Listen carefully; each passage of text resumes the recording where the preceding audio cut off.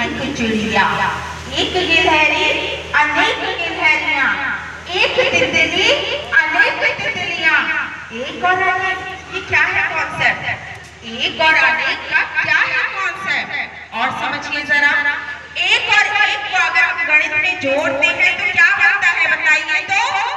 एक और एक जोड़ के क्या बनता है? सबसे आगे के बच्चे और पीछे के बच्चे सब जवाब दे रहे हैं, 2 बनता है। और एक प्रेम में मिलकर क्या हो जाते हैं? एक और एक प्रेम में मिलकर 2 नहीं होते, वो क्या हो जाते हैं? वो एक ही रह जाते हैं। और राजनीति में क्या होता है? एक को एक के विरुद्ध खड़ा कर दिया जाता है। आध्यात्मिकता की बात करें तो एक और एक मिलकर क्या हो जाता है? शून्य हो जाता है।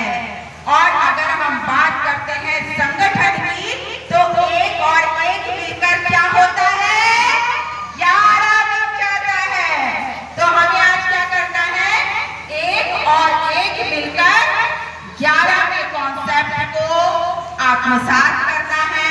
11 के कॉन्सेप्ट को ही कहते हैं संगठन और संघे शक्ति कलयुगे। कलयुग में शक्ति किसमें है? संगठन में। तो हमको संगठित रहना है। और बहुत साधारण सी बात जो हम बचपन से सीखते हैं, यूनिटी इज स्ट्रेंथ, संगठन में ही शक्ति होती है। बहुत ही साधारण सा एक छोटा सा प्रसंग है, उसको मैं आपके सम्मुख रखना चाहूंगी, थोड़ा सा ध्यान दीजिएगा। गंगा का किनारा था, एक ऋषि तपस्वी वहां तप कर रहे थे और प्रातः काल का समय था। अंजलि में जल लेकर वो सूर्य को अर्घ्य दे रहे थे।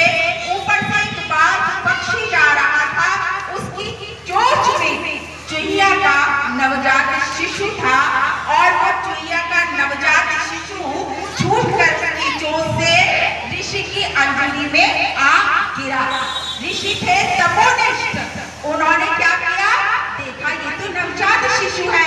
उन्होंने उस शिशु को अपने तपोबल से एक सुंदर सी कन्या के रूप में परिवर्तित कर दिया और उस सुंदर सी कन्या को उन्होंने अपनी पत्नी को ले जाकर दे दिया। क्या आप इसका लालन पालन कीजिए, क्योंकि ऋषि दंपति के पास में कोई संतान थी नहीं।